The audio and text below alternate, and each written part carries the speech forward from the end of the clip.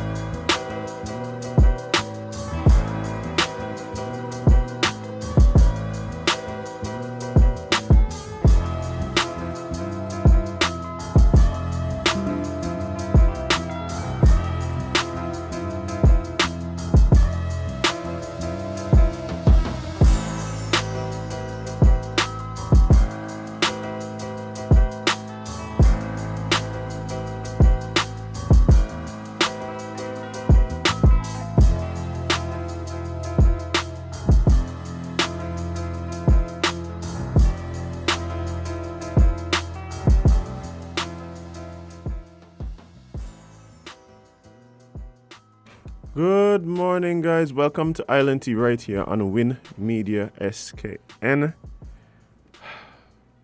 It is Thursday. We're almost at the weekend, guys. February 3rd of February 2022.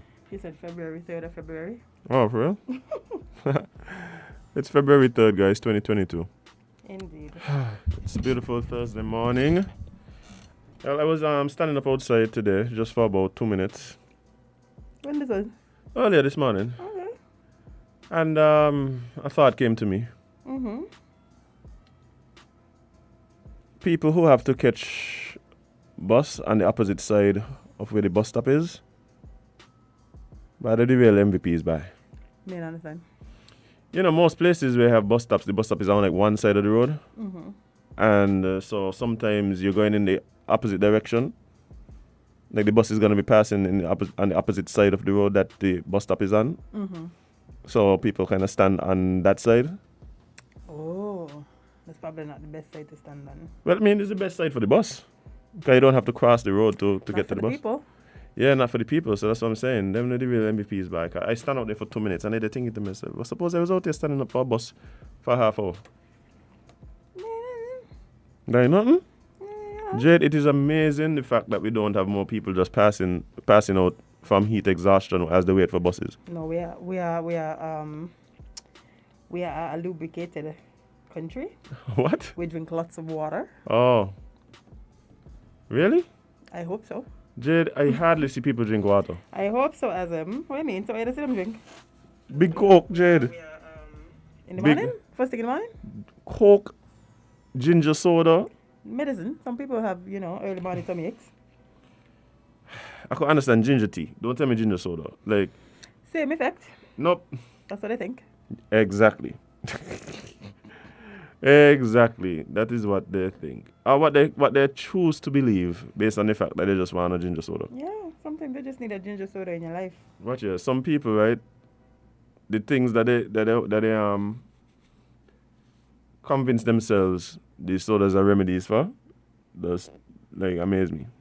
Well, I already told you the story about my friend who told me that she can't drink water while she eats greasy food, right, because yep. the water gonna float on the grease. Yep. So Mm-hmm. we see where we are as a country. Yeah. We have some work to do. We were talking earlier this week about how far we've come as a nation. Mm-hmm. And yeah, Not too bad. not too bad, but we have some work to do. Lots and lots of work to do. We have some work to do. And lots of work. Yesterday felt busy to you, or was it me? Yesterday felt, yeah, it felt kind of busy in the evening. I don't know. A piece of tiredness hold me last night. Oh. A piece of tiredness hold me last night. That's your age showing, friend. I passed out. That is your age is showing. The last 2 nights. You ever got stuff going on in your life that just like rob you of your sleep? Like you just can't sleep? Like just stuff on your mind? That's a serious question? Hmm? That's a serious question? Yeah. Do you know me? Yeah, that's true. Okay. And like bye. And You want them people who, when stuff happen in your life, like it creeps into your dreams. Sometimes it depends. It happened to me. It happened to me all the time. Yeah, it depends on the level. Like if it's something really terrible, boy, you bet your life. You're gonna dream it. I still dream about things that happened to me as a teenager. Yeah. That don't happen to me. But no, generally, like my dreams would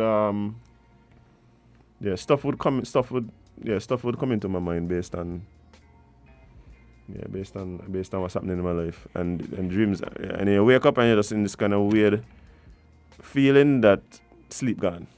Yeah, man. And now it's 3:27 and you're just looking at the roof trying to decide whether or not to take up your phone. Count sheep or goat.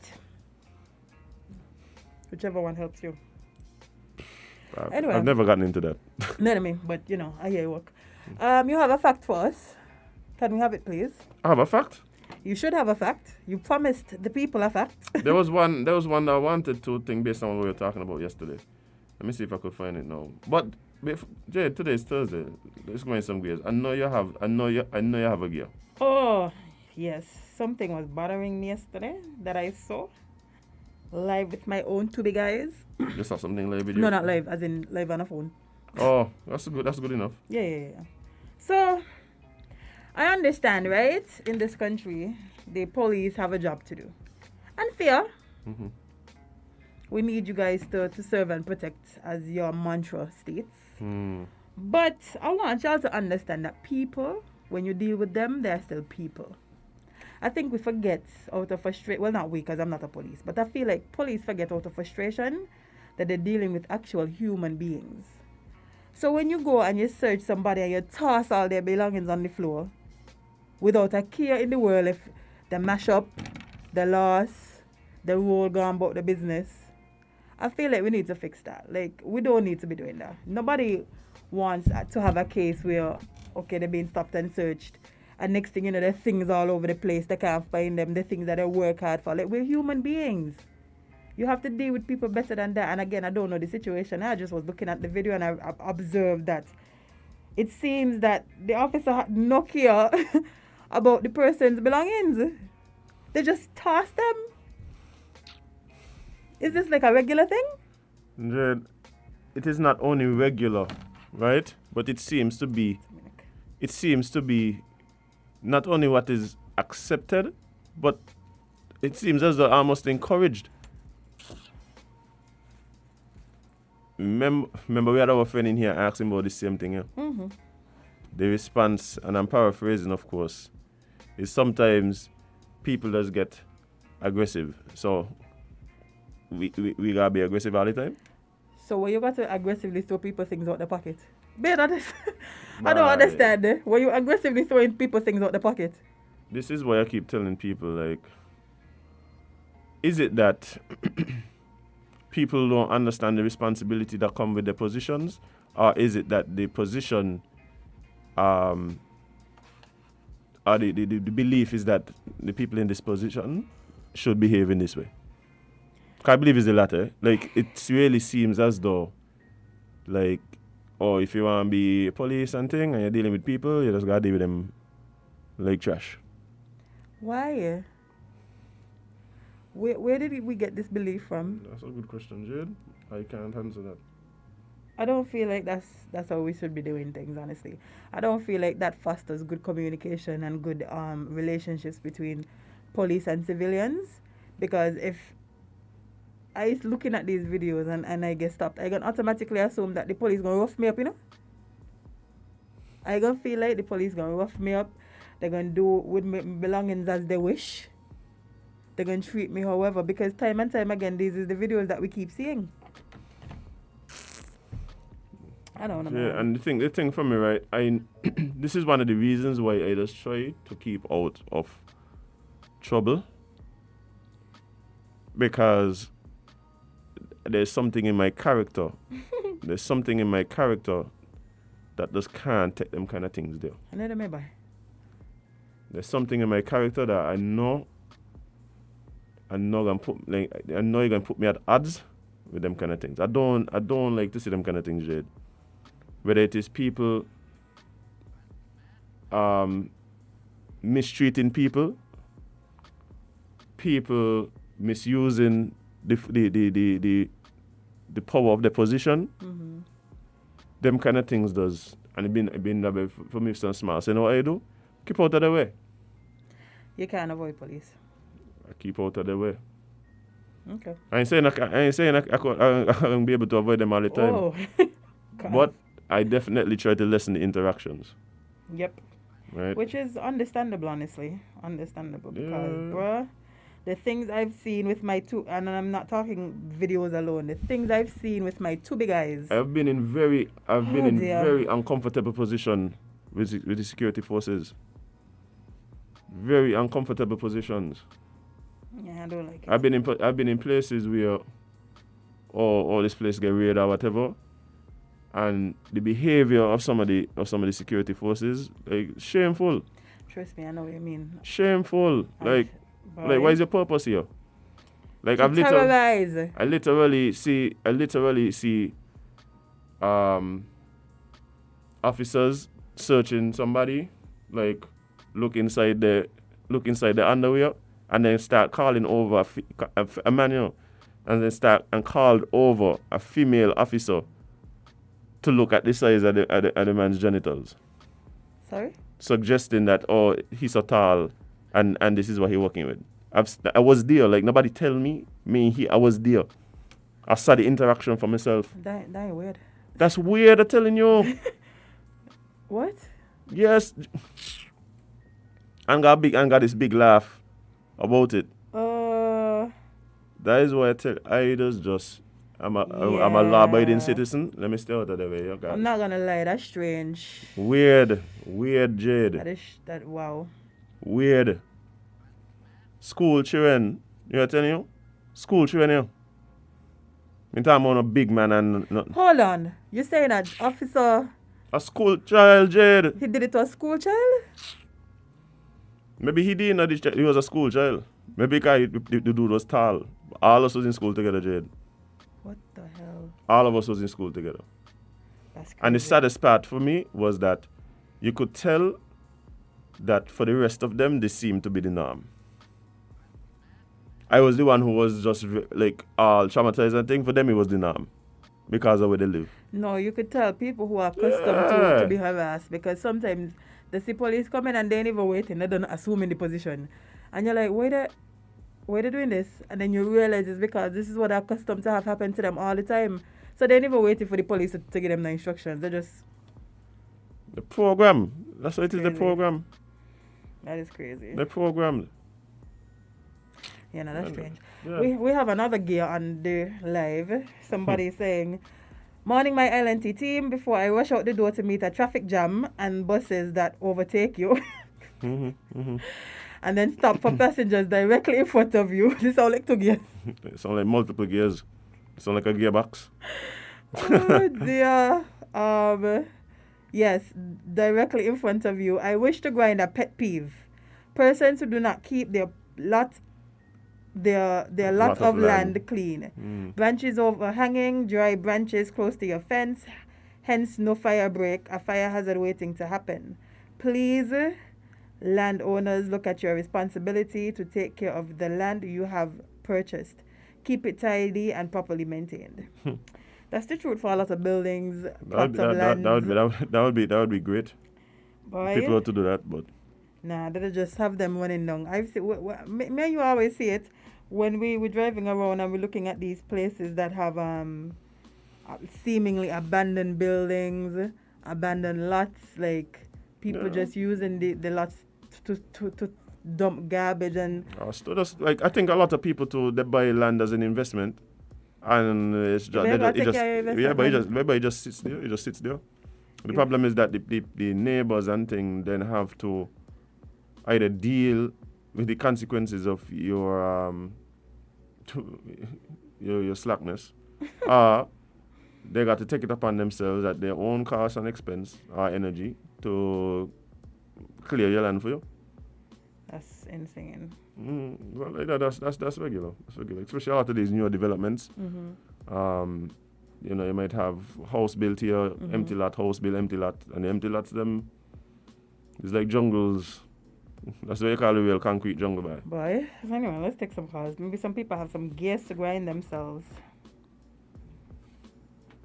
Good morning, caller. You're live on ILNT. What's up? Oh. Lost the caller, Jade, but let's see about this one. Good morning, caller. You're live on ILNT. What's up? Yeah, good morning, Black History Month. Morning. Black History Month. Yeah, good morning. You getting me? Yeah, man. Go through. Okay, all right. Challengers. Do you know that Challengers was the first place in St. Kitts, the island of St. Kitts, where they had land settlement? Oh. Challengers was owned by a man named John Challenger. And after he became too expensive to grow and produce sugarcane profitably, he discontinued. And then instead of selling the land, even by the audience of the nearby estate, the land was sold to the workers, most of the workers, on a barter business, on a barter basis rather. So you find you had some original families who had 1 or 2 acres, maybe a half acre, a quarter acre of land in Challengers. It's a small village, but it's interesting. Yeah, man. I ain't going into no lot of details for today. No, man, I appreciate it, man. But let me tell you something else. Stoneford Estate is an amalgamation of several other estates, mainly 3 of them. And it comprised, Stoneford Estate comprised 600 acres. Of the main 3, it was Stoneford, one called Turwood, and one called Atlas. Atlas and Turwood are somewhat north and northwest of the Trinity Anglican Church, if you're traveling from Bastia to Sandy Point. And Stoneford is Stoneford. The 3 of them used to grind sugar. They used to grind cane, in other words, then. They used to make sugar. But the others only used to plant cane. And lastly, well, it ain't really Black history, but because I'm in the area, when the Caribs are massacred at the so-called Bloody River, much of the Caribs, they retreated and they went in the War Canoe and they reached Dominica. Up to this day, they have, well, I can't remember the second name, and I never seem to remember the one, but one named Langley. Anybody hear name Langley? Look at them good. And you see they got a touch of Carib in them. You see it around the cheeks and the eyes. Because that's a Carib name. And people, when I did my own research, well, time again, they allow me to do it. But that came out of when we had Carib Festa in 2000, and some indigenous Caribs came here from Dominica, and some came from Belize. That's where I get my information. All right, man. Appreciate it. Thank you. Right. Lord, you must come in behind there about tag you like Jazzy. Get off. Time up. Have a good day. Bye. Bye. We just don't know why. Oh, man. Yeah, but thanks for that, caller. As a matter of fact, when we were talking about issues yesterday, about Black issues yesterday, one of the questions that I asked, or that came up, was who were the persons who were killed during the Buckley's uprising. I only knew one name at the time. Oh, you found the list? Yeah, so I knew it was 3 persons, and I knew it was 8 persons who were wounded, right? So just so that these patriots, the names are said, I'll say no. We had Joseph Samuel, we had James Archibald, and we had John Allen. Now I knew John Allen because I know what would be his great granddaughter. Yeah, friend of the show. Should have comment here all the time. For sure? Mm-hmm. Oh, wow. Yeah, so I know. So that's how I knew of John Allen. I wasn't too sure of the other two, Joseph Samuel and James Archibald. And also speaking to those that were injured, you had Alfred Rogers, Cyril Tyson, William Fowle, Samuel Woodley, Ellsworth Skelridge, Charles Movin, Olive Allen, Eugenia Greer, Joseph Williams. A little bit of Black history for you guys on this beautiful Thursday morning. I'm really hoping. You know what I would like? What? I would like if one of our writers, local writers, could write a treatment or screenplay for the Buckley's Uprising. Ooh. And perhaps we could have it shopped by the Ministry of Entertainment. Yeah. To perhaps a production house who could produce it, and it could be executive produced by the government of St. Kitts Nevis. That would be cool. We have all these film companies now shooting in St. Kitts and Nevis. How about we give them something to film? I mean, you can't make them film anything, but what I'm saying is I think we could shop it around. I think the story itself, especially given its historical significance to the labor movement around the Caribbean, I think that is, and not only that, we actually still in a time where these types of stories are very popular, right? I'm honestly shocked that we don't have one already for the Buckley's riots. Like, I'm honestly shocked that I can't log on to YouTube. Can I? And find like a documentary. There may be, I know there's people who have spoken about it, there's people who have written about it, there's books on it and stuff like that. But I think what we have to recognize is that we live in an age where we are at a convergence of different media. So yes, people read and stuff, but a lot more people they consume media visually, right? And not only that, the more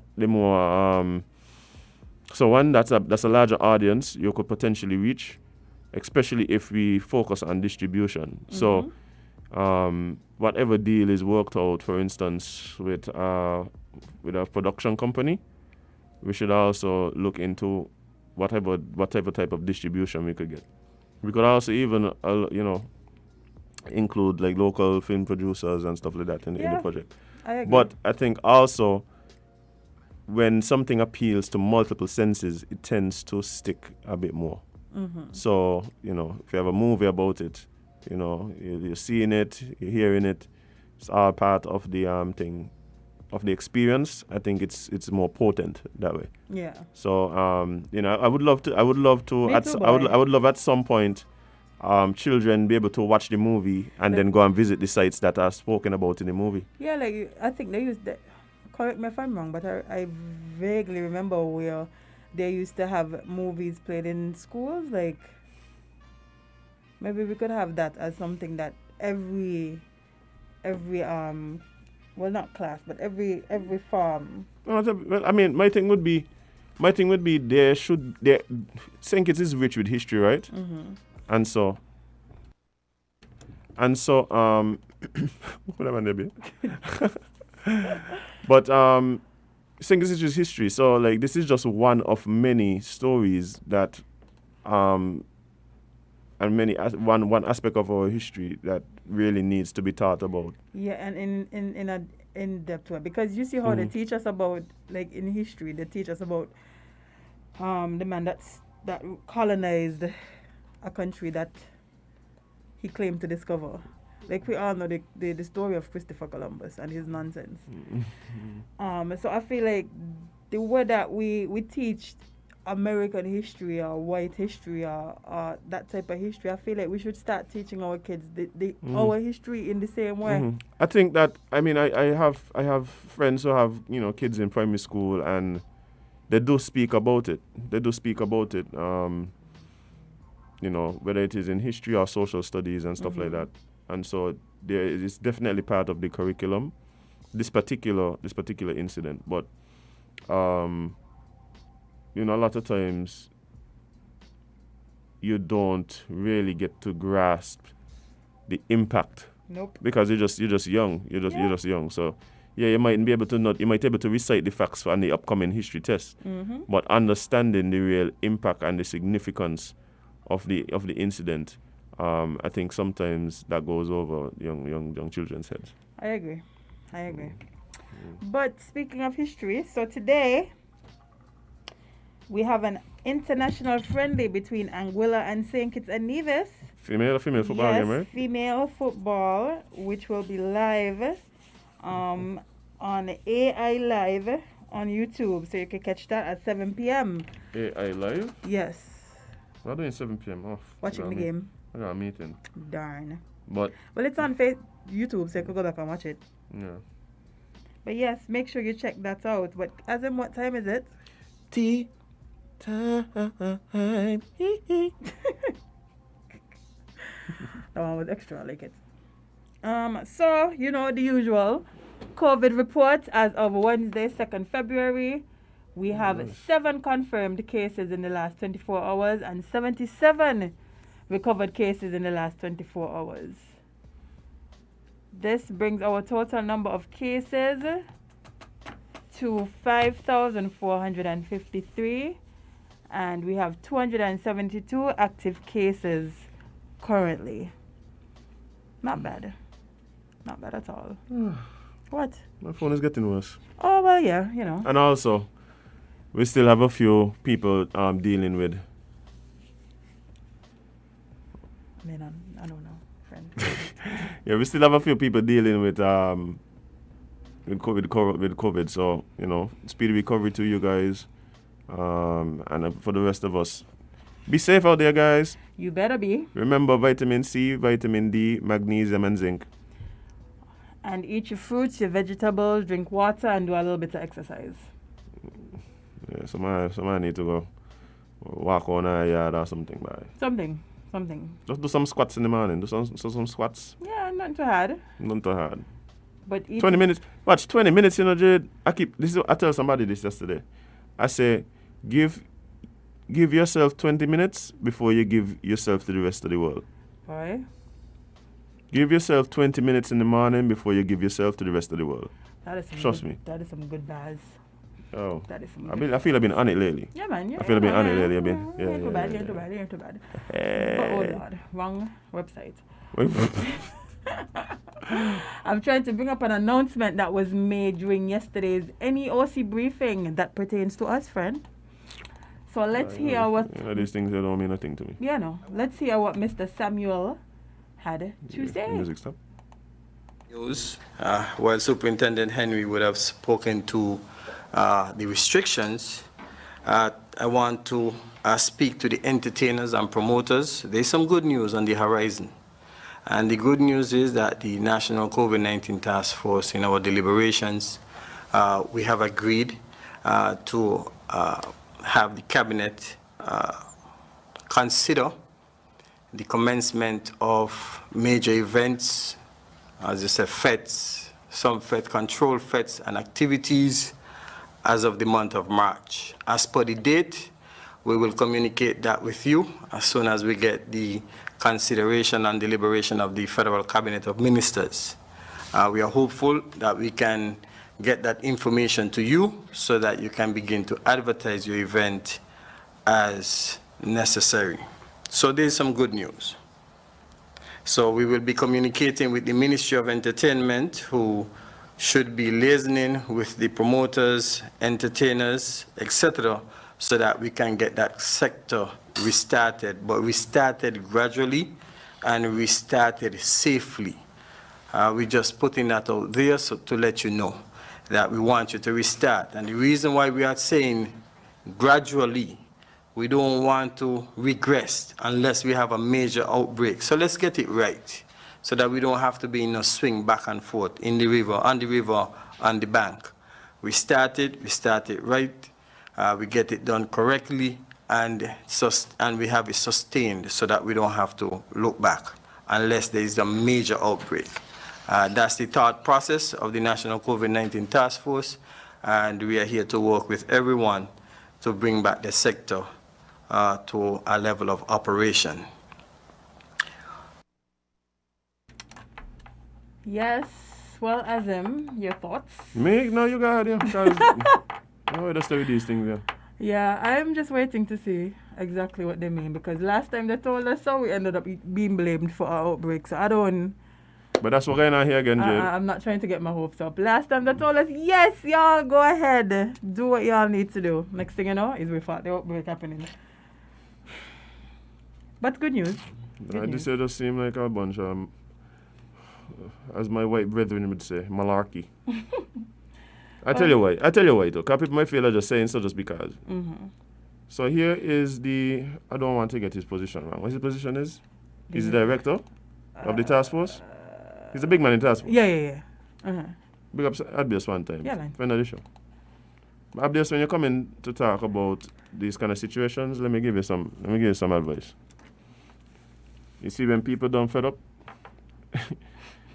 and people don't vex and thing, and rightfully so, as I'm sure you'd agree. Mm-hmm. You can't come and ain't got your ducks in a row. You can't come and ain't even sure of, like, and I think what it is trying to offer olive branch, right? Mm-hmm. But the olive branch got some leaves on it. Yeah, man. Otherwise it's just a dry twig. Yeah, where you want to stick? So it's like, so basically what I get from that is, well, we decide we're going to tell the cabinet, let them do something. We ain't sure what the something going to be. We ain't sure how the something going to be. We don't even know when they could start doing it. Like, he didn't even know how to phrase what it is he was going to be suggesting. He didn't even have the verbiage. You see what I'm coming from? Mm-hmm. That's what I mean. So it's like, as much as you're saying, oh, we've decided, how is it that you come out of the discussions and not know how to express what was discussed? Yeah. So that brings me to believe that by really and truly there's no real in-depth discussion. Mm-hmm. They're just saying, yeah, they could possibly do things. Especially since music festival is happening in June. I was going to get to that. No, man. I was going to get to that. So then, again, here we are at the situation where it seems as though the ability for persons in the industry to be able to work and get back to some sense of normalcy, whether it is the promoters putting on events, other aspects of the industry, like coming back on stream, Mm-hmm. it seems to have to coincide with whatever the government is doing. Remember CPL? So CPL, Carnival, Mm-hmm. Music Festival. Indeed. Now, is it a coincidence? Perhaps, but they're going on 2 years of this now. Because before that, it was also election and campaign. Oh, yes. So, just our word of advice, like, the next time you're coming and you're speaking on this, please take out your facts. Please take out your facts. We don't want no empty promises. We don't want no olive branch clothed in vagueness. Like, just guy thing organized, man. Like, I don't know. And the thing is, because it's gone on for so long, but people just fed up. People, nobody even excited about this here. No. The sentiment I'm getting from everybody is, don't hold your breath. That's exactly what I thought yesterday. I said, well, let's see, because Yeah, let's see. last time we got our hopes up, we see what happened. But even so, even in the rhetoric and the way that he's expressing what is happening, he was more concise and precise in regards to what it is they don't want to happen, and the suggestion being, this is the thing that could send us spiraling back into another wave. And that is why I say I may get my hopes up, because last time they literally blamed us for the last wave. They blamed us for, like, they gave us permission and then they blamed us for our wave happening. So I'm just gonna chill and see. Yeah, so and that seems to be the sentiment. Now, don't get me wrong. This is not me ignoring the fact that certain types of activity lends itself to, more transmission because of the nature of the event. Mm-hmm, right? And we understand. I understand, but it's like, if we can't continually just blame this one sector for for the plight. Nope. Because when we're talking about that there, we're talking about the fact that it also coincided with the fact that we took off the quarantine time and people were not allowed to come I'm straight. just trying to figure out if everybody forget these things. We nobody talking about all the time when I listening, right? Me hear nobody talking about the fact that it also coincided the same time when we tell the cruise ship people them come off and go up and down the place. Like, and we saw them walking up and down, no mask, no nothing, ain't you? As in, I was Like so nobody confused. saying that, because as much as we want to say as much as we might want to say, well, this particular event seemed to be a catalyst for several people getting this particular event or that particular event. But we don't manufacture COVID here, yeah. I tried to figure out if we bring it. You have to come in from somewhere. Listen. We literally know at the point where we're turning back cruise ships because of the amount of people on the cruise ship that have things. You think that wasn't happening in December too? As I'm gonna tell you, I was so confused. I'm listening like, okay, so y'all are just saying that we're the reasons that where we didn't bring. How did it get here? Yeah, so y'all can't just understand. Y'all could include us in the possible reasoning. Don't make us the scapegoat. Yeah, don't make us the scapegoat when there's other things happening that y'all allowed. That was so unfair. Yeah.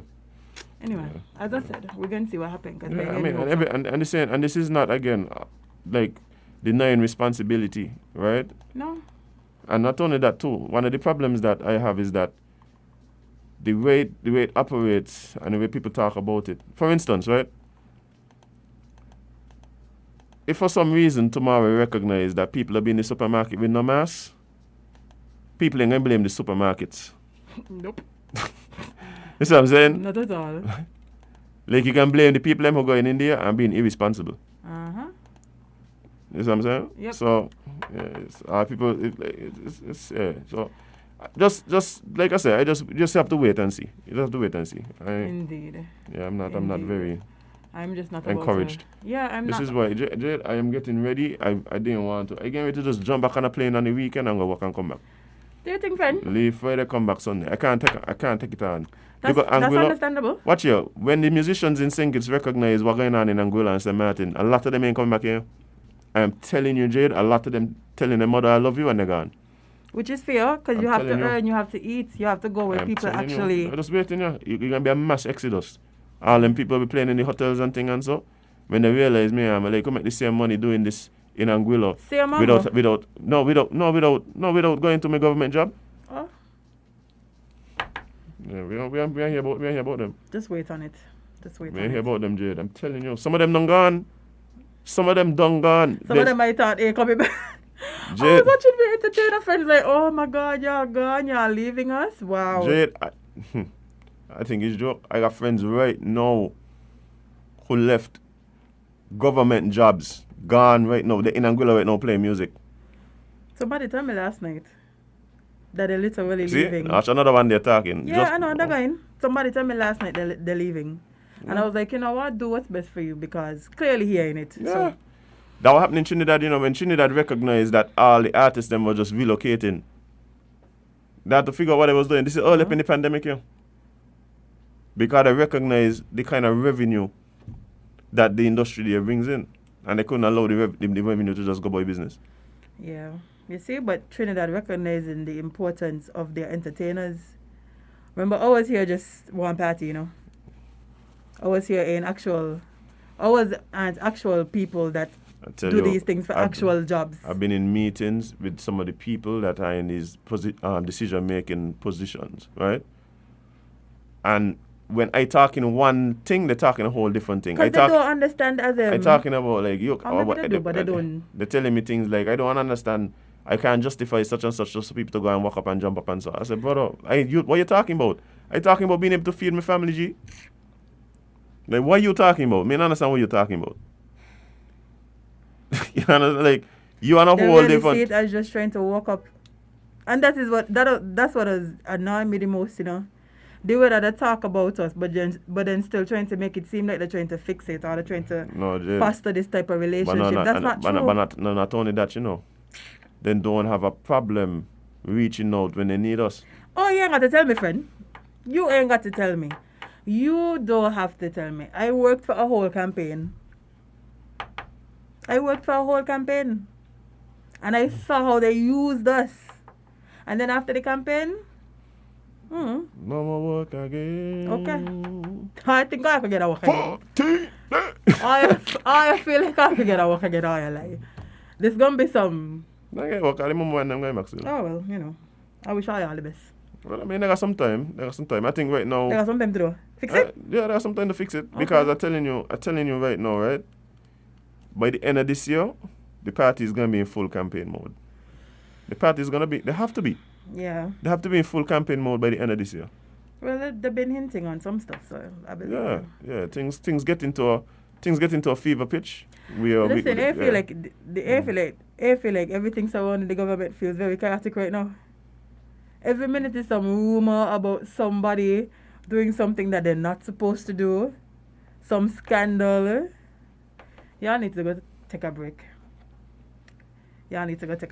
And figure out what's going on in between, because the things that we're hearing ain't nice. And it's every day. Y'all need to figure it out for real. Yeah. Y'all looking funny in the light, I'm not gonna lie. Yeah. Well, I mean, what is a good government without a couple scandals, eh? Couple as if. What is a government without a scandal too? Boy, or 5. Anyway, speaking of politics, so... Uncle in the news again? We uncle are beefing still. Oh, we're still going back at it. So I read an article recently which claimed that our Uncle Dwyer apologized to PM Gaston. So that's a big man there, man. But... There's a but? Of course there's a but. So Dwyer Estefan is taken aback by... You can see it? Your phone working? We can see now. Okay, let me know. Let me know if that phone will... Well, while you pull up the article, let's take a quick call. Huh. Good morning, caller, live on Island T. What's up? Yes, greetings, twins. Morning. Island T, good to be here. Everybody had a bush tea? Yeah, man, we good. Thanksgiving. Okay, 2 things. It's Black Story Month, and we want to share something that we shared at the anniversary, the 87th anniversary of the Buckley's Revolution. Revolution. It goes like this. And we had dedicated to ones and ones who is not there present at the event. But when we say ones and ones who is not there, we're talking about who is not there in the physical and the spiritual. Because one can be not there in the physical, but one is there in the iris. One is present because of the consciousness of the one. But because of circumstances, the one couldn't be there. So we dedicated to ones who is not there, neither in the physical nor the spiritual at the event. It goes like this. Black as midnight, charcoal, ebony, or tar. Brown as gold, or chocolate bar. Still not shining as a bright star. Oh, the reason is near, not far. You don't know who you are. Give thanks. You will try get in again and make a word about something else. All right, man, I appreciate it. Thank you. Thank you for that Each you got all kind of talents up there. Watch you, you tell me the man is an artist, and I didn't know this. Artist, poet, aspiring actor. Vibes. But yeah, Jade, as you were saying, the headline reads, Dwyer Estefan is taken aback by Prime Minister's claim and denies that he offered Brown any apology. How did I get these facts mixed up by? Listen. Anyway, Dwyer Estefan is contradicting claims by Prime Minister Gaston Brown that he received an apology from the former St. Kitts politician and media commentator. On Tuesday, February 1st, an online media house reported Brown's claim that Astafan had apologized to him in private, saying that the attorney would not do so publicly, and accused the Prime Minister of being thin-skinned. However, Real News is reliably informed that Astafan denies making any apology to Brown, either implicitly or explicitly. Since the story was published, Astafan also claims that he contacted Brown asking when the purported apology took place. Sorry. Reportedly, the Prime Minister has not answered the question. This saga began on January 16 when Astafan served as a panelist on Observer Radio's Big Issues program. Along with Akash Maharaj, he was thoroughly disparaged by the Prime Minister for comments made about a high-priced rental contract between Brown and Victor Singh, the principal of West Imperial Special Economic Zone. Brown accused Astafan of attacking the Antigua Labour Party and his family and of meddling in this country's politics. This being Antigua, of course, guys. Meanwhile, many residents say the Prime Minister's claims are not credible given his history of making up stories about persons he considers political opponents. Most of these assertions have been denied, with Brown being called a liar Oh, Jesus. in one instance and failing to offer any credible evidence to support his claim. Bye. The uncles them need to cool, bye. Yeah, the uncles them beefing for you. Clear to somebody line. Yep. It's clearly. Do I say who apologize to who? Apologize to you? Who When? apologize to you? When? Just tell me when. Tell me when. I love it. Listen, politics and politicians are some of the most interesting people in the world. You know? Wait. Uncle Gaston now is ending up in this situation. Always, boy. At some point, they got to work out. But I might be me here. Yeah. Am I the drama? You ever watch the TikTok that it says, am I the drama? Listen, well, it might be you. It might be you for sure. Aye, this thing is just... Everybody can't tell the same lie on you. You ever heard that saying? Yeah. Yeah. Yeah. Yeah. You want to take this next call to see what's happening? See what's happening. Good morning, caller. 11 Island T. Yes, greetings forwardly again. In Jamaica, they say, if they ain't go so, it near go so. Yeah. If it ain't go so, it near go so. Right. Nobody can the same thing over and over and nothing, something. But you see, politicians, most of them, he got ones and ones, you know, you could count them on your finger, you know, them is the right face in the right place, you know. So me just hear you call the name the Astafan, and it's ring a bell about we Astafan.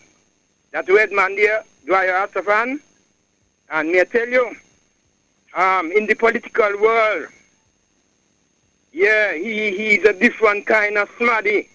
Yeah, me I tell you, me test him and prove him. But the uncles, them for cool. What we want to quickly do. When we brothers and sisters leave Haiti, them not just leave Haiti. Hey, remember this of them born, you know, them land just to go petition to them for the sinkers and whatever, you know. The people them leave because the circumstances they no pretty. No, when they reach our shores, knowing our story as a people, why we can't reach the point of embracing these people? Forget about illegal entry, man. All of us are foreigners in these plantation lands here. All of us, we don't belong to you. So why we can't embrace them, even fit them in the farming project? I know farmers can do it 1, 2, 3, 4, 5 Haitian by the side. You see me? And we increase food production. We are talking about food security. Give them a whole start them salary with $100 a week and then move it up. And find place to fit in the women and the children too. Where we reach the point of follow white people send them back to Haiti. How we follow with dumb pressers when it comes to matters pertaining to the kith and kin. How we reach here? How did we reach here as a people? when all of us together used to resist the atrocities, jumping in passing sharp direction, preferring death than enslavement and humiliation in these strange lands.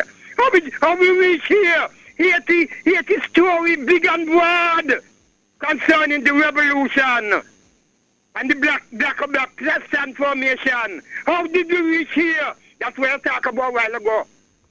About the need for right faces in right places. I got you. Blessed love. Indeed.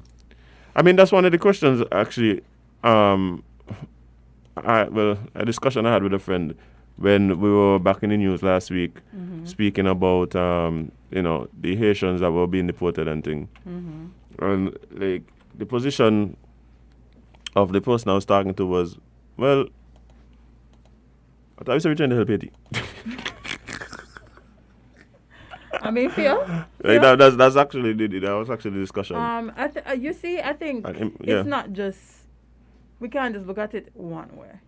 We have to understand that if we then do this, then that means anybody could just decide that they're showing up, and we have to allow them to stay here. And I don't know if we have the resources for that, honestly. See, my thing was my position was that they can come. There's just a process. Yeah, like you could, like, we're not saying that Yeah, they're not there's a allowed to process. come in, but you have to do There's a things the process. right way. And unfortunately, everybody isn't in a position to do it the right way. And that's where we agreed. So it's like, yeah, there's a process, but at the same time, the situation that drives people to jump on a dinghy and just Sail across sail across these the waters like Yeah. the Caribs them and they walk canoes.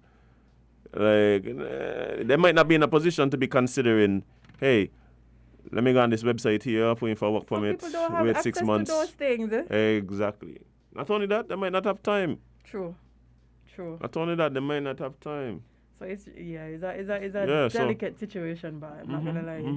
It's a mystic place to be in because I keep saying yes, there must be a process to follow, but also we must be aware of the situation, especially the desperate situations of our brothers and sisters that would Yeah. drive them if to come any- in ways that kind of subvert the process that's in place. Yeah, if you look at people actually risking life and limb to sail across with their kids, with their whole family, sometime to get to a country just to look for a better life, like there should be some type of understanding that okay, something really has to be affecting this person in a way that they cannot see another You choice. think we need to restructure immigration? You think we need to restructure it? Because I think one of the things that the caller was just highlighting is that in essence, who is it to decide we just own this land and nobody could come unless you follow this and follow that and this and Who is that. us? That sound like colonization too. That would have did. That's literally what they did. You know? Yeah. I mean, the difference with colonization is that we were brought here and then we were the ones, our forefathers were the ones who were brought here and then we were the ones who built the land into what it is. And so you don't want to be building up something and can't have the fruits of your labor passed on to your descendants. But I was kind of talking about the people who just decided to, like, for instance, the French and the... Yeah. But we're not French. We're self-deterministic now. So we're making the laws, we're making whatever. So what I'm saying is that the argument is that our forefathers, the one who tilled the soil here, blood, sweat, and tears, built it up, sacrifice to build, to build government, to give us certain rights, whether it's land, the right to own land, the right to vote. And so doesn't that afford us some sort of ownership over that which is here? Yeah. And so if we're self-deterministic, we then could determine who comes and all of that. So, I mean, the discussion is deep.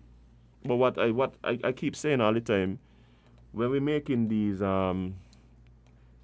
decisions, a lot of times we focus solely on economics. And so that's why you'll hear the arguments about scarce resources and things like that and blah, blah, blah, right? But we don't generally focus on people. We don't generally focus on the humanity and the humanitarian side of things. So, for instance, that's why the conversation took this slant. It was because, and that's why the question was posed in the way it was posed, because we constantly speak about the need to help Haiti, the need to find ways to give and support Haiti, and then when the people running from Haiti is like, well, we're sending you back there. We can help you, but we not help you from over there. Yeah, we're not over there kind of rough, but guess we're working on it. Yeah, I feel like it's time to actually not to put some plans in place, because just continuing to say, yeah, we're working on it, we're gonna put that helps nobody. And it's been years upon years. I still can't understand how Haiti literally set the foundation for us to be what we are today, yet people just turn a blind eye and treat Haitians like they're less than people. I just can't understand it. It's very strange to me, and so I think it's time for the lot of talking to finish and actually do some actions. Well, but let's take a call and see what they have to say. Good morning, caller, live on Island T. Good morning, folks. I actually like Prime Minister Gaston Brown in his approach to geopolitics, and he definitely looks after the interests of Antigua, and regionally, I would say yes. Okay, I like his foreign policy for the most part. You know, very, very hands-on and aggressive. But I think he overdoes it with the getting personal. You know, he is too thin-skinned, right? You know, and he's too much of an in-your-face, abrasive politician, I find. Okay? So there's pros and cons. And certainly in respect to the Astafan thing, I would have been surprised if Astafan had apologized, because it seems to me in this particular case, Astafan is being very consistent. Okay? He is for good governance generally, right? He was for it before he even as a minister in the previous administration, he was for it. He supported the change of administrations because of those same good governance questions. And he is against this government because it has not delivered the promised changes. Okay? So he has been consistent, right? So to call him a political prostitute, I found that was going much too far, all right? But it's Gaston Brown's title. Now, with regards to Haiti, right, I think there was absolutely no need to repatriate the last set of Haitians. The numbers of illegal Haitians coming here just didn't warrant it, right? It could in the future, but not right now. I think we pay too much lip service to Haiti. We could be doing much more to help them. You know, give them things like scholarships, or share the scholarships we get from overseas, whether it be Taiwan or anywhere else. Share some of it with them. Okay, we could actively recruit from Haiti the kind of skills, specialized skills we need. We can, we have a lot to do ourselves with our good governance, but certainly in terms of that, we are way above Haiti's, okay? And so in that respect, we can do exchanges or send some of our bureaucrats to help them and bring some of theirs to understudy ours to see how things are done, okay? You know, we have here some old folks in government who, since they insist on working at that age, why not send them to Haiti to help them and leave some space here for younger ones to come up, okay? You know, I think the main problem with Haiti Jade was wondering how come, they've not advanced when they were the leaders in making sure that they were quote-unquote free. I think they have a failed system of governance, they have not been able to make government work for all the people. And so I think, and it's not, some people are prone to exaggeration and scare or fear-mongering. Obviously, I'm not talking about assimilating 13 million people, 13 million Haitians, okay? That's ridiculous, right? I am looking at a targeted approach, a very specific approach that St. Kitts Nevis and the region can apply, because obviously we can't be overwhelmed by anybody, whether they be Haitians or not, right? So that is why I would concentrate on training the bureaucracy to manage the institutions which are not working. And that would have a multiplier effect throughout the country. It's pretty much like how Cuba gives its assistance or Taiwan give us assistance, all right? We can do something like that, have a region-wide Peace Corps to help Haiti, rather than just keep on saying Haiti is sorry, right? That's what I think we can do. I think we have the resources to do without getting overwhelmed. Okay? All right. All right then. Thank you. Yeah. I think again, I just think that there's not enough political will to drive that. Unfortunately, because as much as we all would look and say, yeah, when time come to do, hopefully we see a change in that direction. It's probably going to take a strong regional leader to really galvanize the support that we need to see some of these programs put in place. Who knows? He spoke about Gaston. He spoke about Gaston. Maybe even like someone like me, who knows? But I don't think it is fair to just say by Haiti and the one and they need to fix it. One, Haiti has been targeted and has been suffering based on the fact that they were the first, right? They were the first. They have, and that is not an assumption. We have the records. We have the records of these discussions being had with how to deal with you know what I mean? How to deal with the situation. Like it's there's nobody assuming anything, right? And again, at the end of the day, we have to stop speaking about these situations simply based on geographical location and borders. Like at the end of the day, still people. Yeah. At the end of the day, still people. Like, yeah. I don't understand. Watch here. When Notre Dame had burned down, people from here send money up there. Exactly. So that's why I don't people from here send money. Nobody was up there saying they need to fix themselves. Let the Vatican burn down, no? Exactly. So I don't understand why they. Let the Vatican burn down. Some people from here send money go all the way up there. Why people always talking about Haiti need to fix themselves and the problems aren't self-imposed. Exactly, and they wouldn't help us. You do not know that. They literally risk their lives to get us where we are right now. And y'all talking about they wouldn't help us. I feel like y'all have a personal issue against Haitians that y'all need to take to the Lord. I think pray about it. I think nationalism is a thing that runs through that runs deep, right? And a lot of times it really causes this separation, right? It really causes this separation and this feeling of like you against me, me against you, and that has gotten us nowhere. Well, yeah. Nowhere. Yeah.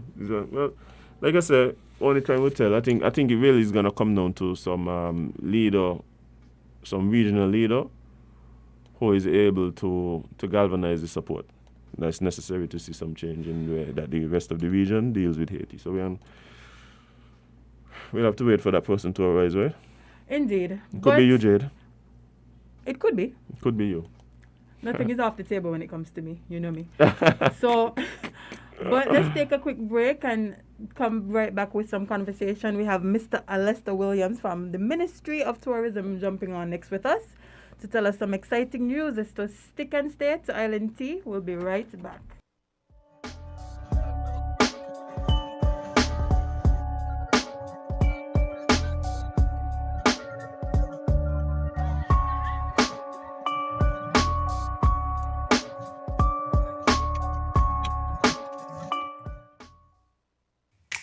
Maybe it's the way the brilliant gold liquid reflects our sunshine, or how the bright blue of its label mirrors the clear Caribbean skies overhead. Maybe it's the fresh, crisp taste of this beastly cold beer on a scorching hot day. Maybe it's even the way it brings us all together. But one thing is for sure, Carib is very much a part of who we are wherever we're from in the Caribbean. Carib. It's the way we play. Drink responsibly.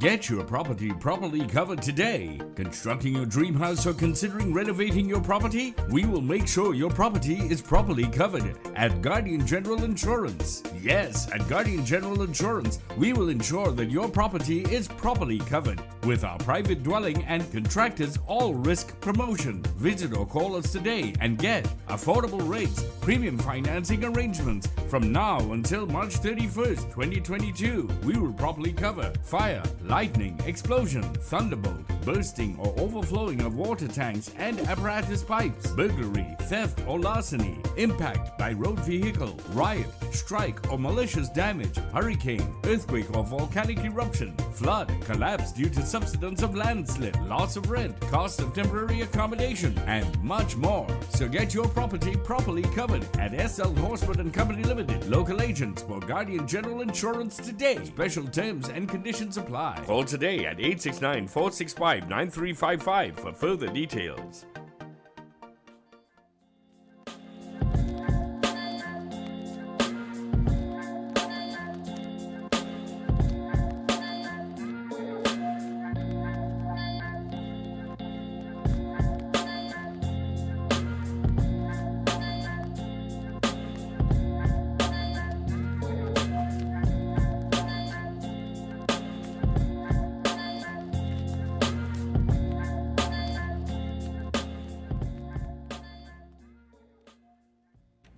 Good morning, guys. Welcome back to Island Tea right here on Win Media SKN.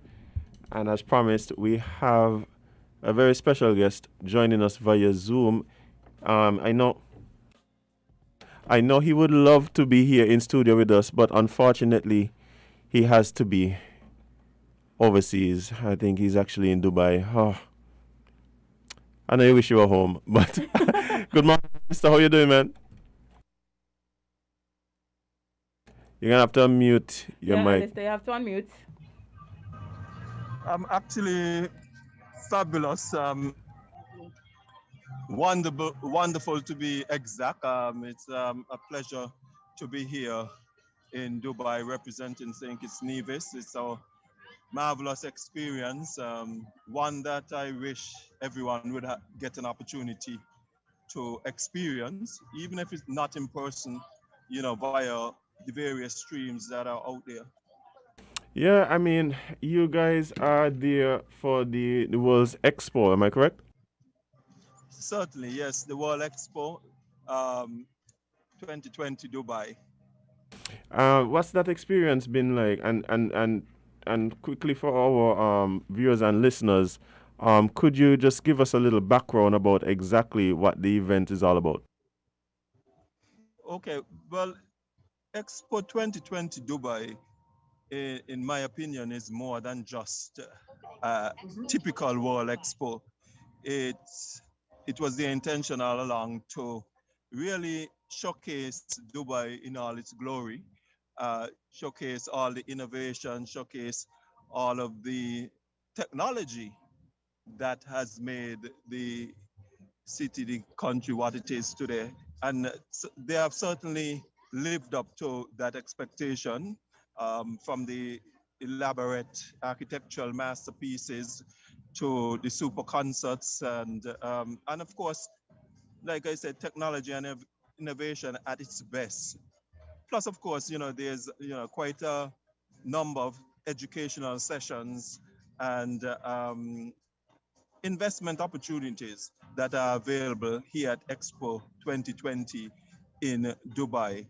Generally speaking, Expo, the World Expo movement started way back in 1851, from my understanding, and it basically came about as a result of the European Industrial Revolution, and it was a platform by which countries can get together and share ideas, share cutting edge technology, as well as innovations um, that have helped to shape society over the years. As a matter of fact, you had things like the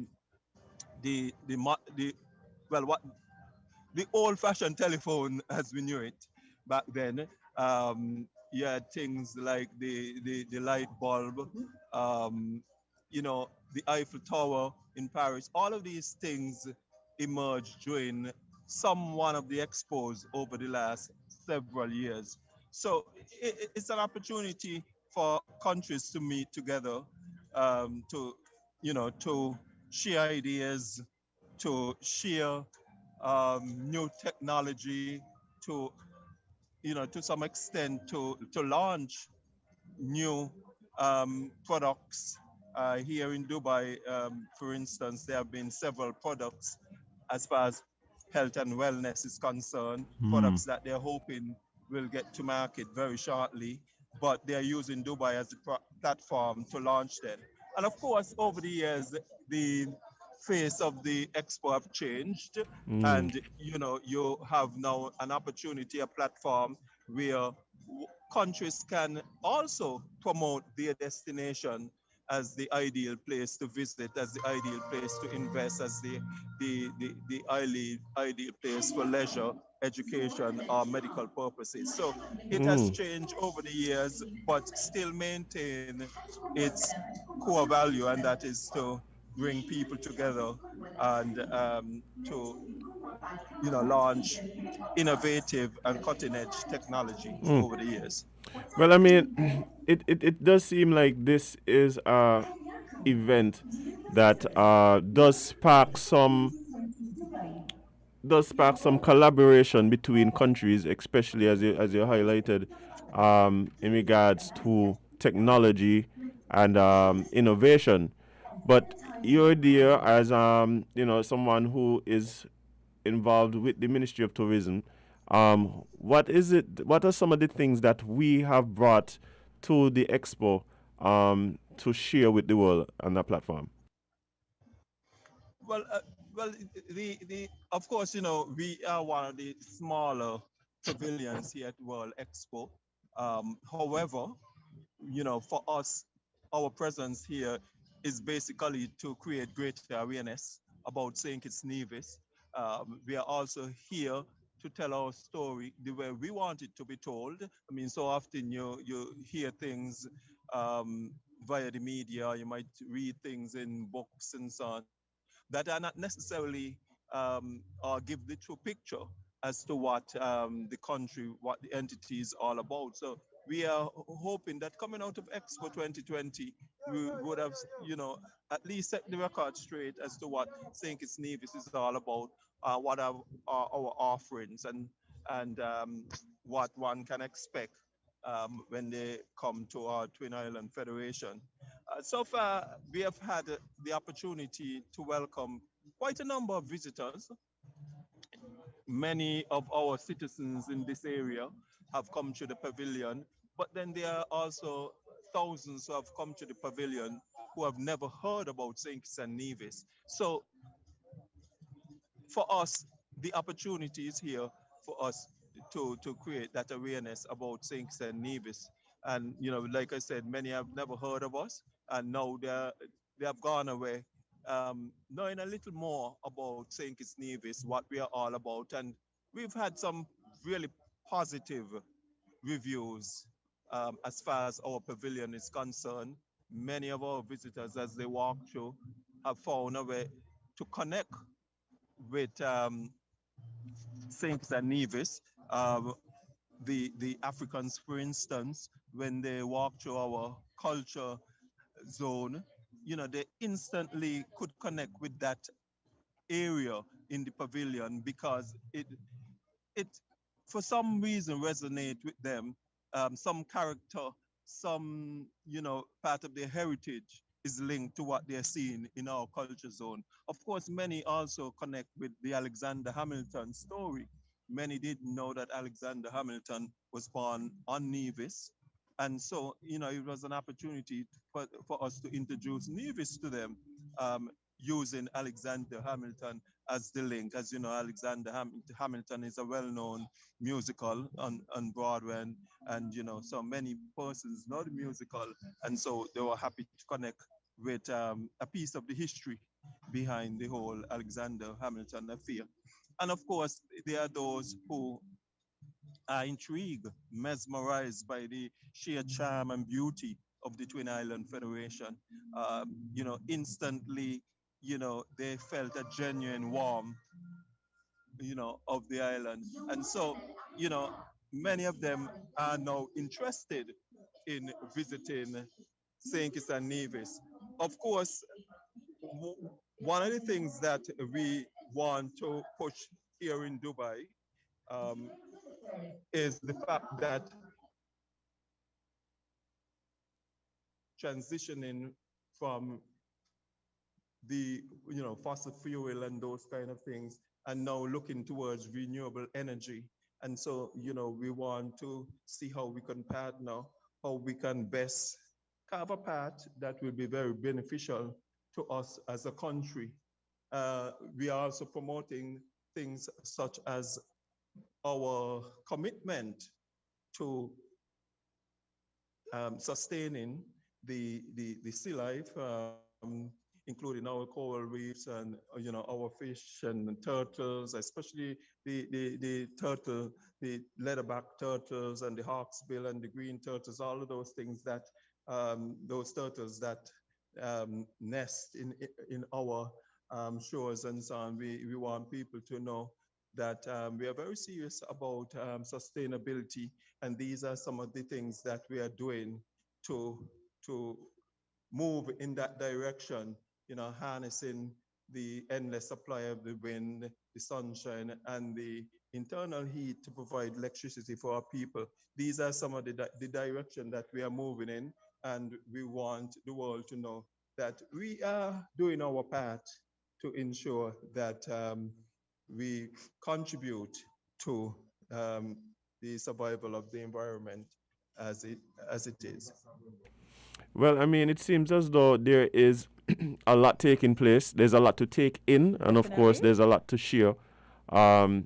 Hoping that, like you said, what you guys have carried and what you guys are displaying really alerts people to exactly what we have to offer here, and hopefully you guys are able to bring back with you some of the information and innovation and technology that we can really implement here to try and continue to move our country forward. Go ahead. Well, certainly, I mean, our intention is to see how best we can develop some partnerships with other countries in areas that we have some similarities and in areas that we have some priority. And we are definitely hoping that we would not walk away from this experience empty-handed, and we'll see, something coming out of this experience. But even if some of the investment opportunities and so do not materialize in a very tangible way, we certainly will walk away being more enriched, and from this experience, having the opportunity to meet all these different persons from the various countries, having been able to connect with various businesses, various entities, as we continue our journey as a developing country. But certainly we are hoping to be able to walk away with something from Dubai 2020 on a more positive level.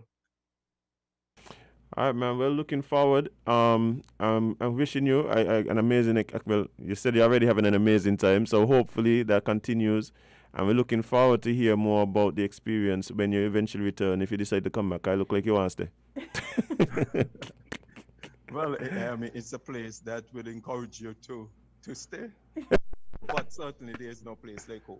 Indeed. Man, indeed. I appreciate you taking the time to come and talk to us this morning, man. And make sure we get lots of pictures and videos and, and insight into the experience.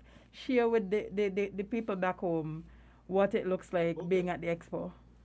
We will. And as a matter of fact, we do have a Instagram and Facebook page. I'll share the link when I'm finished here, so that at least, you can have some ideas to what is happening here and what we are doing and how we are connecting with the other countries to make sure that this experience is an enriching one. All right, man. Appreciate it so much. Again, thank you, and enjoy your time there, man. Thank you so much. All right. And also next time, carry me and Azim. All right, Allister, bye. Okay, bye. Yeah, Jade, why we got last bye? Every time we tell them carry us, they laugh. I understand it. That's always the response. No, we want y'all to take us serious. We want to go. You want to go? I want to go. I want to go. I want to go. I've never been to. I've never been to Dubai. And neither have I. So this is the perfect. I've been to places close by. It's nice to Bahrain. Oh, sounds fancy. But kind of. I know. We're talking about places musicians needed. They love Caribbean musicians in Bahrain. So if any of your musicians looking for somewhere to go since you can't work here, just Google it. And with that, we'll take a very short break and be right back with more Island Tea right here with Media SKN. Stay tuned.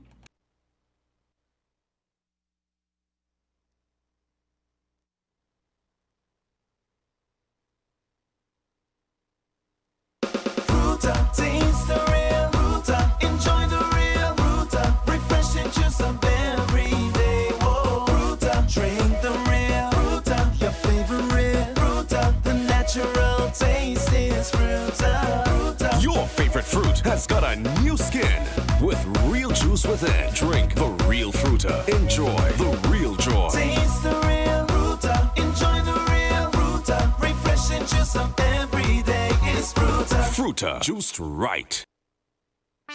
When the star them there, we are top man, we take charge. Magnum we drink and we are shell down bars. Blast like a star in some Galapagos. Overdo it, we take it too far. Take charge, take charge. We are hot gal, we set the trend. Magnum we drink for the top man them. Wine with the style, no stop from spin. Hot blend, back bend, and take charge, take charge. Magnum tonic wine for the real star them. Take charge, take charge. Must be 18 or older, drink responsibly.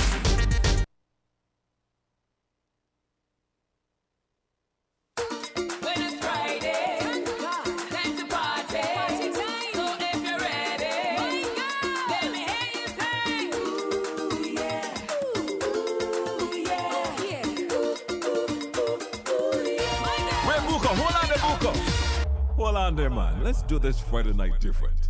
Let's take the people back. Way back. Yeah, man. Tune in every Friday night from 7 to 9 with my boy DJ Rabuka as he jam you the hits of yesterday.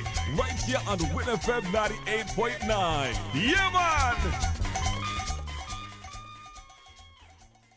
Win FM 98.9 keeps you connected. Even when you're on the go, join the Win FM WhatsApp messenger service. Our WhatsApp number is 662-2204. Be a Win FM iReporter. Send us your photos, videos, news tips, or even news items for consideration. Remember the number 662-2204.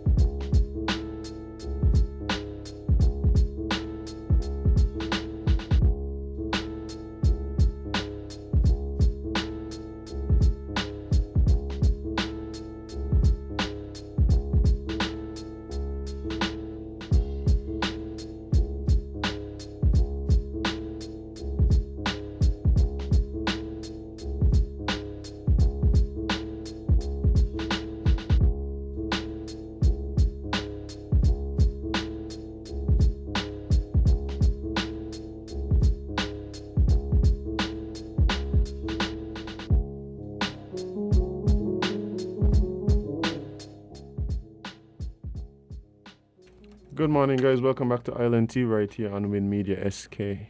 I'm actually waiting for a very special call to come in. Indeed, we are.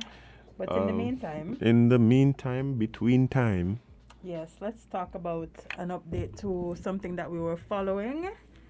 So it says 22-year-old slapped with 11 charges and was 11 and was granted bail. So a 22-year-old man who was slapped with 11 charges was granted bail by police. 22-year-old Rahim Ra Deposoir of Bellevue was charged with 2 counts of battery on police, 2 counts of resisting arrest, 2 counts of obstruction, 1 count of escaping lawful custody, and 1 count of malicious damage. Deposoir was also charged for the offences of larceny of cattle with a what? We're only at 9, Jade. We're only at 9. They got 2 more charges. So what? Oh, so one is larceny. You add that one in your count? That's 9, yeah. The other one was taking a vehicle without the consent of the owner and robbery. Yeah, that's 11. That's 11. Big up one time. Boy, he was granted bail on January 26, 2022 in the sum of $25,000 with 2 sureties to appear before the Bastia Magistrate Court on April 4th, 2022 and before the Datebay Magistrate Court on May 9th, 2022. The Deposoir is to report... They still got court in Datebay? I didn't even know they had court in Datebay. I thought they done with that there. I didn't even know. Wow. The Deposoir is to report to the Bastia Police Station weekly and to have no contact with the virtual complainants. So... But the complainants ain't police. Some of them. So we're supposed to know if you need to call in, they need help. Hey, I come in by the station, y'all not supposed to pass you today. Make sure them to police who they say hang up, make sure they're in there. Yeah, because boy, listen again, we need to Yeah. But I think we actually have Nicola on the line, Jade. Let's check and see. Good morning, sir. How are you doing? I won't say very well because a little bit under the weather, just a little under the weather. Tad, as we say in England, I'm a tad under the weather, you know. Oh, I understand. But for those of you who may not know that voice, on the phone joining us this morning, we have none other than King Ellie Matt. Thank you, sir, for taking the time out to come and talk to us. Yeah. Appreciate it, brother. Ooh. So we realize that you have something exciting happening around you. You released an autobiography recently. Yes, and the girls are flocking. The girls are flocking.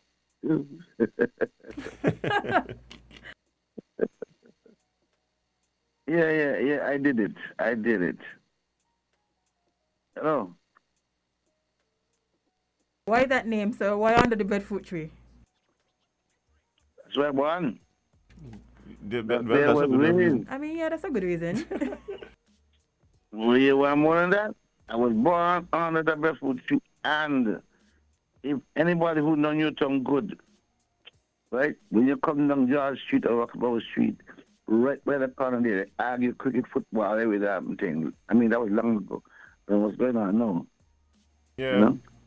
And the place to play cards right there.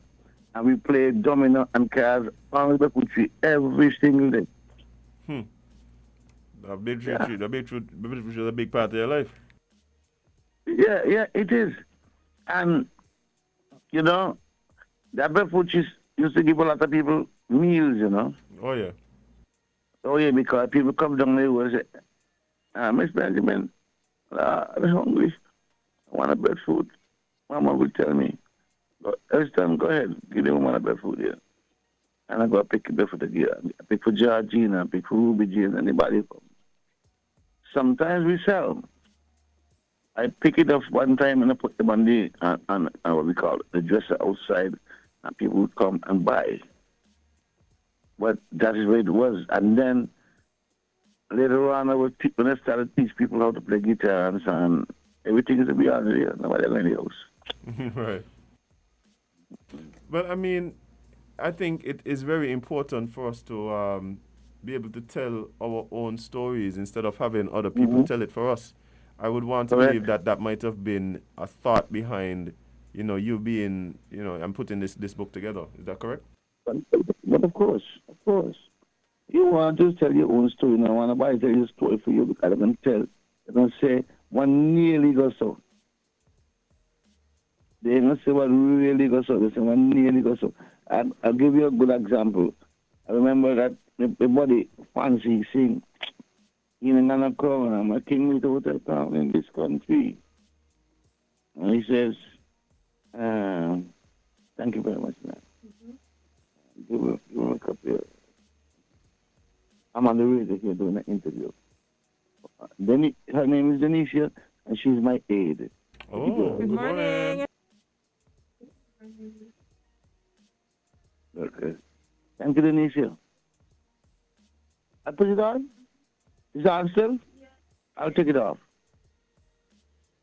Yes, this lady, go ahead there. Yeah. Anybody could hear me? Yeah, man, we're right there, man. Yes. Yeah, man, yeah. I'm just saying that when Francis saying he's the king without a crown in the country, he say when they crown him, me not bring the crown to crown him, but I always used to tell him that crown is my crown that I made. Stanley Franks made it for me. I had about 2 or 3 crowns. Gloria Gums, she made crown for me, and Stanley Franks made the metal one. Yeah. Now, the thing is that they had 1 crown. In the picture there, it made on the element on the barefoot tree. In that picture, I have a crown on my head. Right. At the 97th Street. Where that crown come from, I don't know. Oh, boy. But I win it once. I won it again in 74. And when 75 come, that was it. They say, Ellie Matt, I'm going to sportsmanship, so I always tell them, when I enter a competition and is music you talk about, I'm not supposed to lose. Right. No. I mean, at this point in time, I'm so good. I am so good. You guys have no idea. Well, give us a little insight into that. Tell us a bit about what we could find out in this book, this new autobiography of yours. Well, you're going to meet my mother and my brothers and sisters because there's a lot of pictures in there. And I got the old Seaboard in there and Botat and people who used to be in my corner. Let me tell you something. I know I was good, but conceitingly good. I was full of conceit. The Newtown itself is a place that was always full of conceit, You don't tell Newtown when you can't do nothing. You're ready to fight, You got to be conceited in Newtown. So these people, Botat and Seaboard and them, them they used to be, jeez, Lord boy, they backed me up 100%. As they should. Yes, yeah, but they had this Newtown full of talent, You ain't have to tell me where they're from. I know, I could hear you some words. My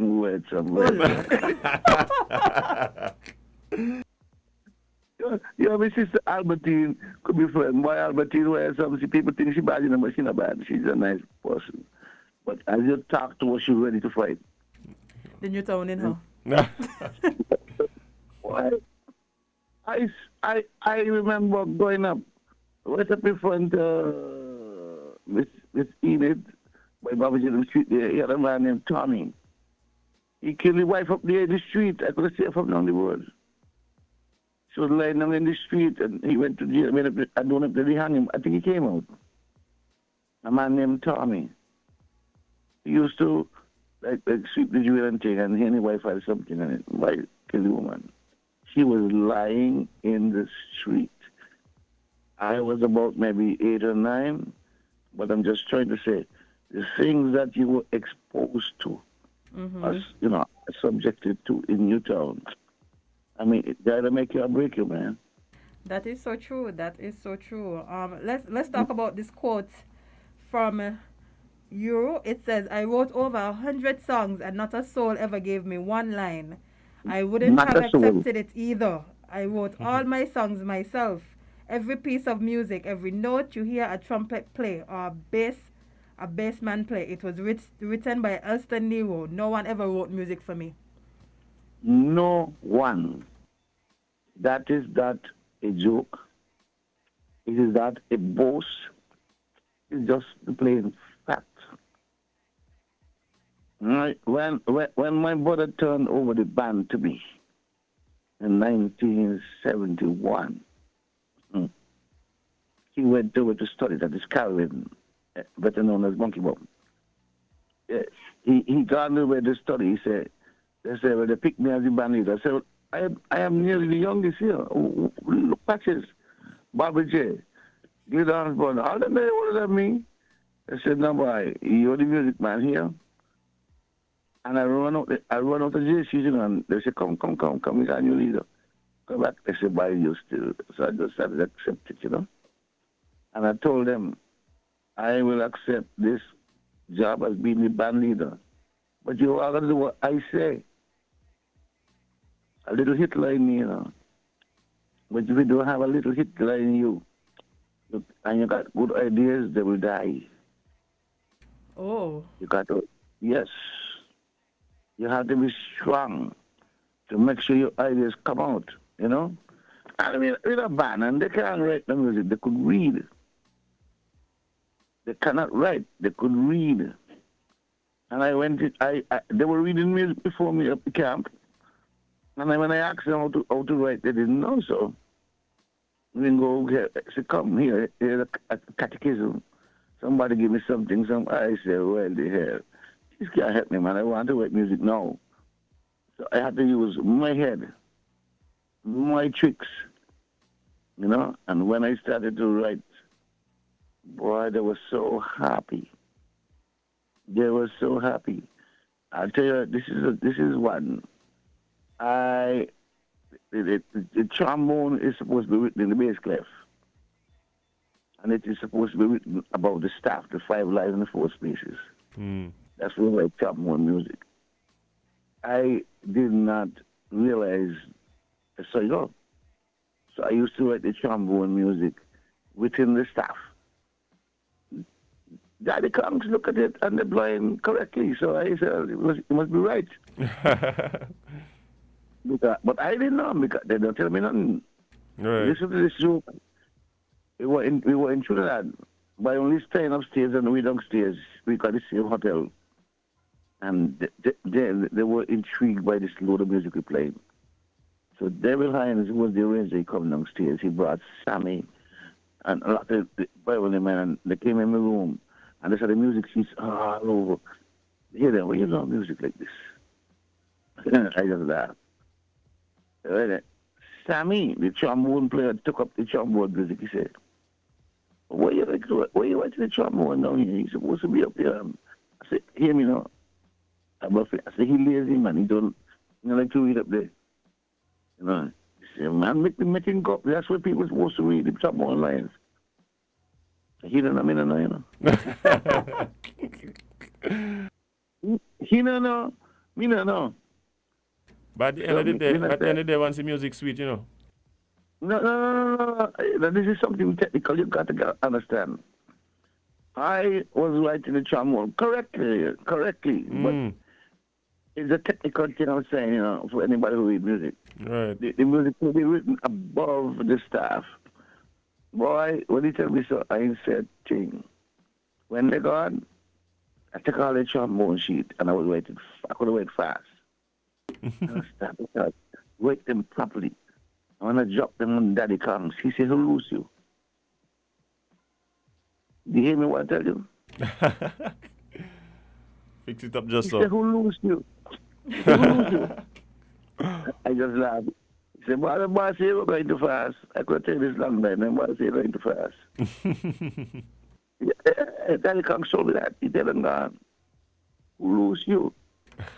Because I wrote all the music, I taped all the old shit and I wrote it properly, give them.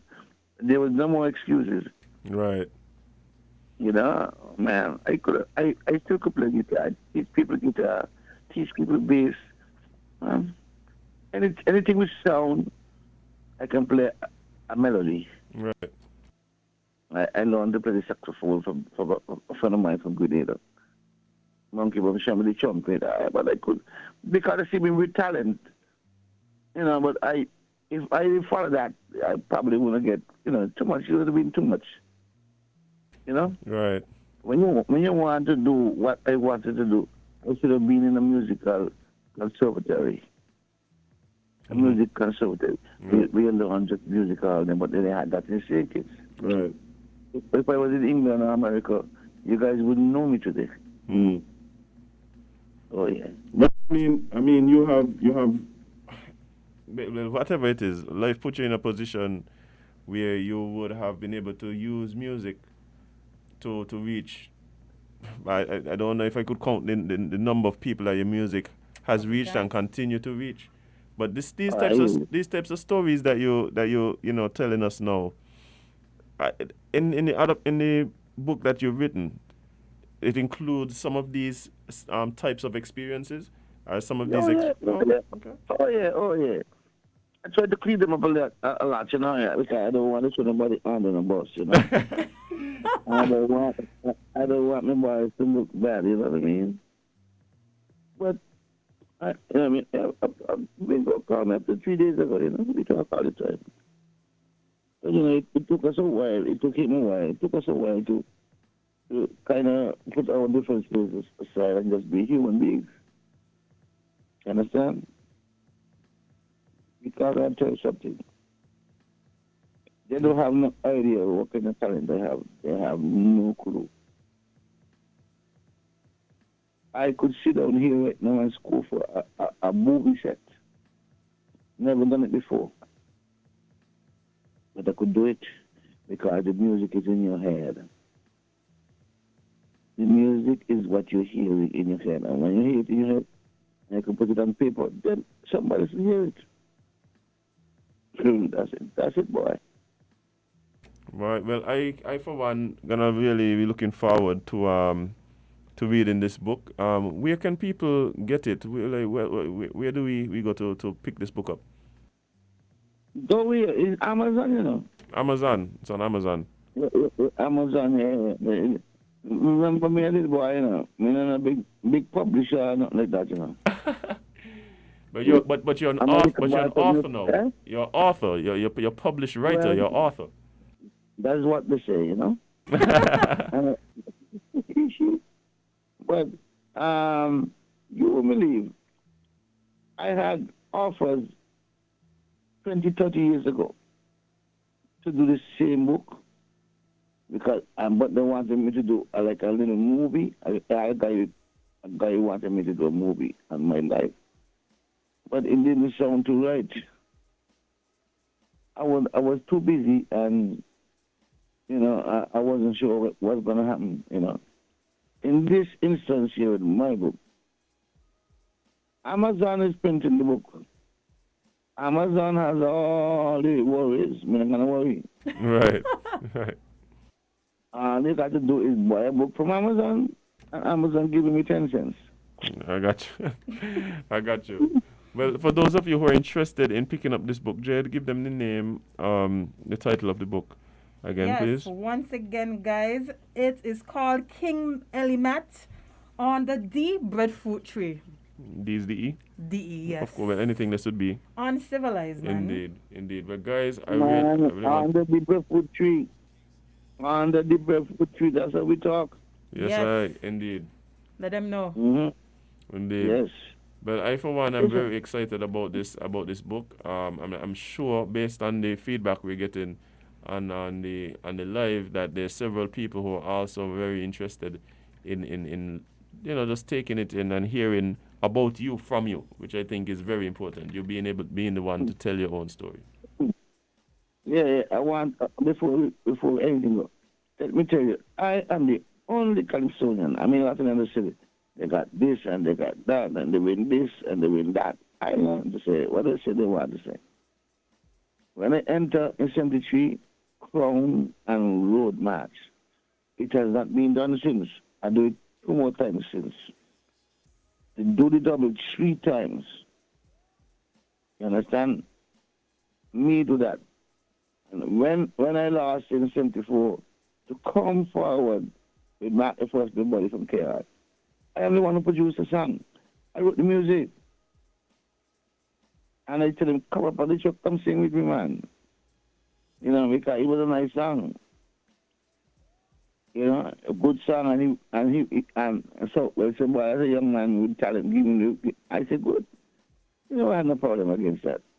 My first is a good writer. You know, and then you had Puma was in my band, and I went up. Wow! When he came to me with wow, it is a reggae. That was a reggae. Ellie Matt took that reggae, take out the words and fix it up to. I had that beat that they use, that I use, and I heard me beat on music festival with New Boys. Was that this? I said, what the hell is that? Aye. Yeah, that's my beat. I made it. I was making it for me. But then when he came with the song, I was saying, let me put on his song. His song was, oh, and then I cried, oh, and then I cried. I said, why were you doing that? We're crying. I said, why no, that can't work. Let me deal with it.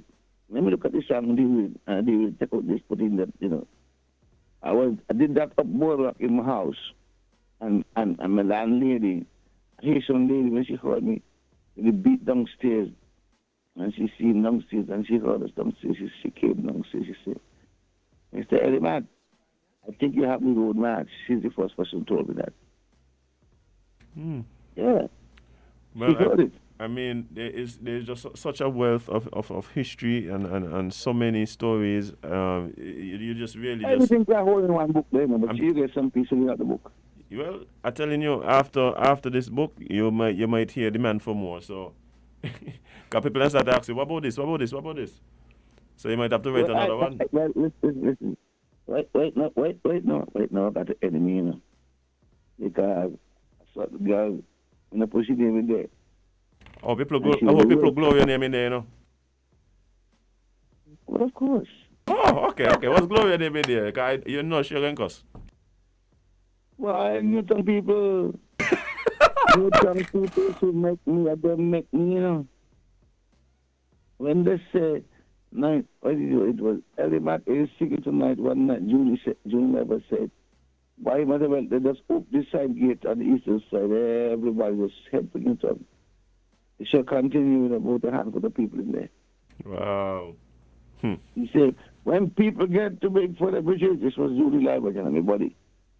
Ellie Matt is singing tonight. And with that, some people get up on the ground. But I told them I wasn't singing. The reason why I wasn't singing because they asked me to write saxophone parts for all the musicians, all the concerned because my saxophone parts for my song were so sweet and they said they can't beat me. I heard what Angel said. Only way to beat Ellie Matt is with a stick.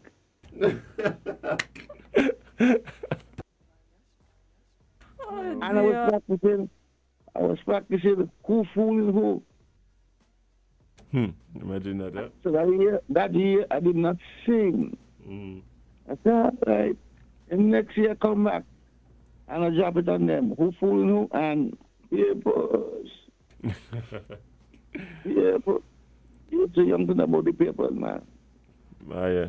But I'm gonna get some of the knowledge and some of the experience from picking up your book. Again, I appreciate you so much for taking the time out to come and talk to us and just let us know about some of what we could expect under the Bedford tree. Thank you so much. Yes, I want to say good morning to all my children, my grandchildren, and especially to all my... I have 5 boys, grandchildren, and 1 and 2. I have 2 girls and 5 boys, 7 grandchildren. You can tell me name, bless? You want to tell me I'm not blessed? I am. Indeed. Definitely. Definitely. Well, thank you again so much. Thank you so much for taking the time out and joining us right here on Island Tea. He's a fave. He's one of us. He's family now. Oh yeah. I will say good morning to Sophia in England. She could play piano. That's my granddaughter. Oh, okay. But he run in the blood, man. Just 9 years old, but she could play anything. Oh, wow, nice. That's wow. She just tell me, Granddad, I could hear it. I said, you got to learn to read music. She said, Granddad, no, I could hear it. I have to hush my mouth. Done with that. Anyway, I'm happy that you guys took some time off to help me promote the book. I hope you yourself get a copy. We definitely will. We want to read up on your experiences. So we will definitely make sure to head over to Amazon and get ourselves a copy. And they should put it in this Newtown school to become a Newtown man. Indeed. Barefoot shoe. Under the barefoot tree. That is an experience that Newtown people need to know. Fashion school people. The schools need to get that book because they want to take all kind of making of the West Indies and Columbus say come shake it and not make nobody. I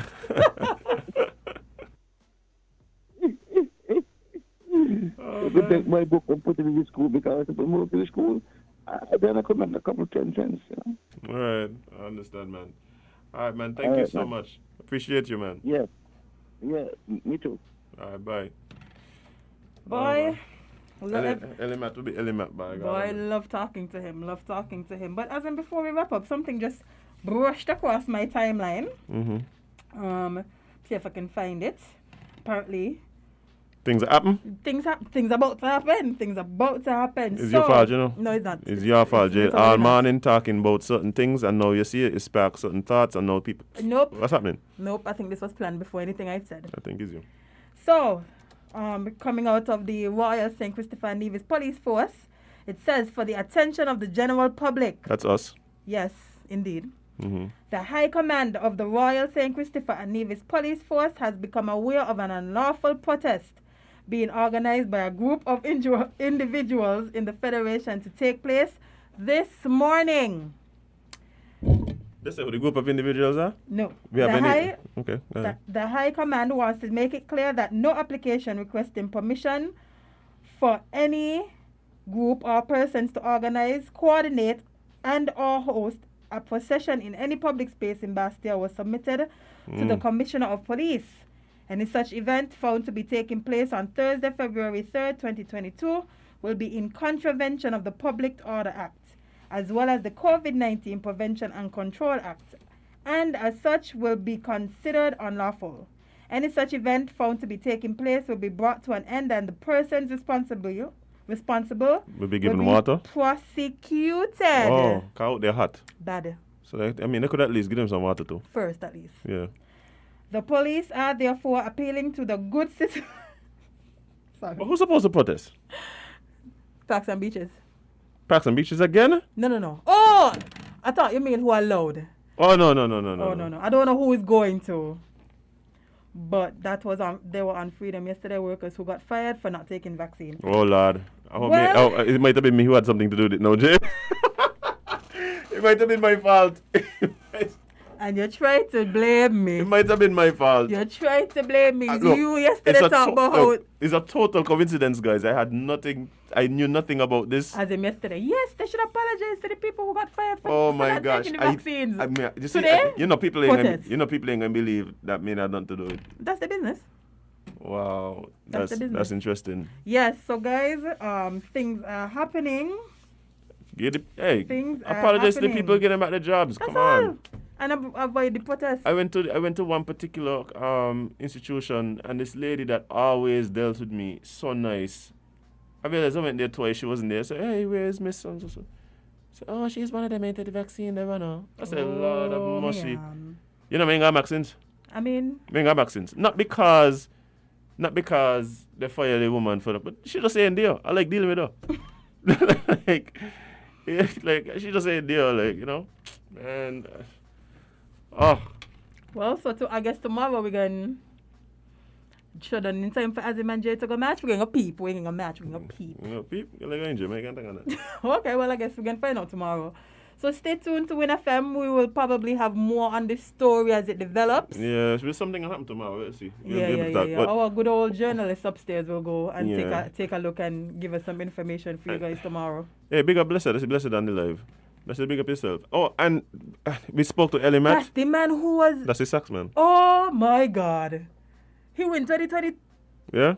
2021. Blessed, you got fans by. Boy, listen, I was looking at the girls going crazy for the sax man. Yeah. Listen. Blessed heart, man. What?